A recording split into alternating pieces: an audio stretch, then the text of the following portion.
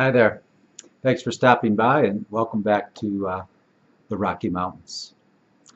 Today I'm going to share a passage from the book Half Full. Your perception becomes your reality. Now, a lot of times we get this confused. We think that perception is reality. We've heard it over and over and over again. Well, perception is not reality. Think again. Just because you perceive the earth to be flat, it doesn't mean it is.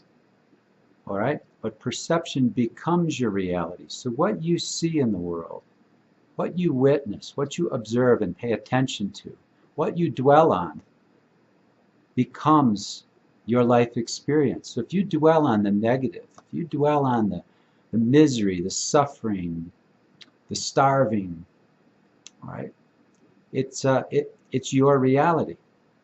And instead we can think about the silver linings. There's no problem without a solution. There's no effect without a cause. So highly successful people think not about the negative and the misery and the suffering. They don't adopt that suffering consciousness or that scarcity consciousness where there just isn't enough and it becomes very conflictive and competing.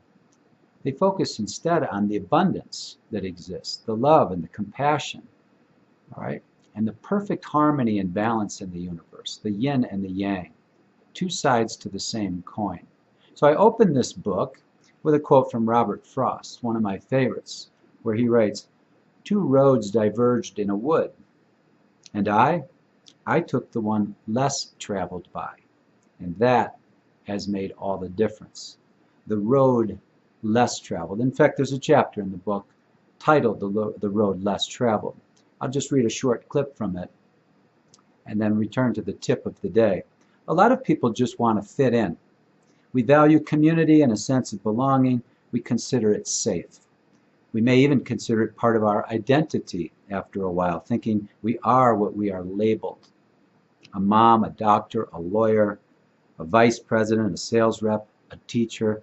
We grow up being taught to follow the norms.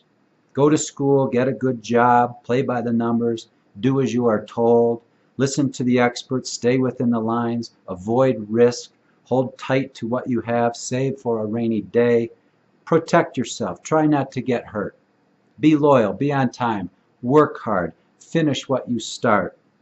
Follow these rules and you will be successful. You will be happy. I grew up this way, following these rules. Going to school, getting a good job, doing the very best I could under the programming that I had received.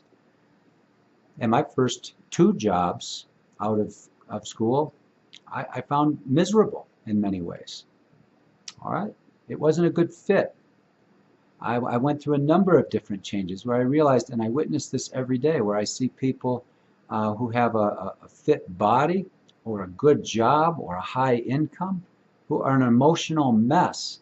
They're stressed, they're angry, they're defensive, they're resistant, anything but truly successful. I learned that early on that success was always something in the future. Okay, work hard and success and happiness are somewhere in the future, maybe after the next degree or after the next promotion.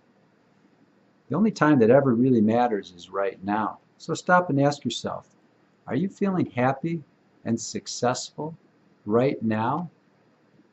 And when you look at the world and you look at yourself in the world, do you see the glass half empty or half full? Think about that. There's an exercise at the end of the chapter, and I encourage you to try this. It says this: think of a time in your life when you were given what appeared to be bad news. Perhaps someone told you that you couldn't or shouldn't do something your heart desired. Maybe you had one of your dreams dashed without warning. Maybe you lost something or someone very valuable to you. Now identify some of the positive outcomes from that seemingly negative event. They're there. Do you look for them? Do you seek them out? Do you dwell on the learning and the positive experience? Or do you swim in the misery? Your perception becomes your reality. Make no mistake of that. That's my tip for today. Be vigilant about what you think and the thoughts you carry, because those become your beliefs, and your beliefs become your manifestation, your life experience. Thank you, and I'll see you again.